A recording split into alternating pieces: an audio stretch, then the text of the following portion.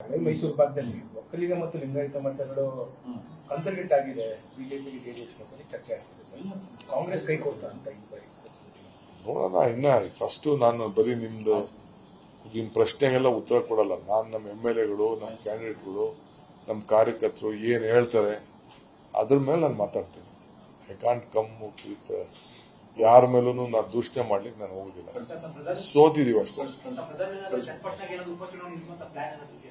ನಿಮ್ಗೇನಾದ್ರು plan ಇರ್ಬೇಕಷ್ಟೇ. ಆ ರೀತಿ ಚರ್ಚೆ ಆಗ್ತಿದೆ ಎಲ್ಲಾ ಕಾನ್ಸ್ಟಿಟ್ಯೂನ್ಸಿ ನೋಡಿದಾಗ ಬಹಳ ವೋಟಿಂಗ್ ಚೆನ್ನಾಗಿದೆ ಕಾಂಗ್ರೆಸ್ ಪರ ಚನ್ನಪಟ್ಟಣ, ರಾಮನಗರ ಇದರಲ್ಲೆಲ್ಲ. ಅದರಿಂದ ಏನಾದ್ರು ನೋಡಪ್ಪ, ಸದ್ಯ ಈಗಾಗಿರೋದು ನಮ್ಗೆ ತೊಂದರೆ ಇದೇ ಸೋಲ್ನೇ ನಾವು ಚೇತರಿಸ್ಕೊಳಕ್ ಆಗ್ತಾ ಇಲ್ಲ.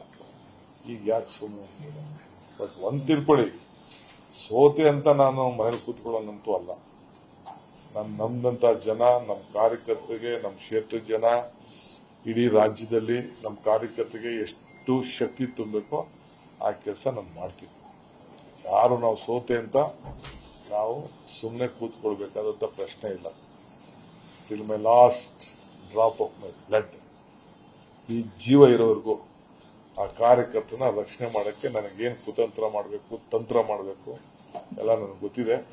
ಆ ಕೆಲಸ ನಮ್ಮ ಜನಕ್ಕೆ ಮಾಡ್ತೀನಿ. I know what politics is. ಸ್ವಲ್ಪ ಯಾಮಾರಿದ್ದೀನಿ ಅಷ್ಟೇ. ಇಡೀ ರಾಜ್ಯ ಸುತ್ತಕೊಂಡು, ಹೊರಗಡೆ ರಾಜ್ಯ ಸುತ್ತಕೊಂಡು ಸ್ವಲ್ಪ ಟೈಮ್ ವೇಸ್ಟ್ ಆಯ್ತು ಅಷ್ಟೇ.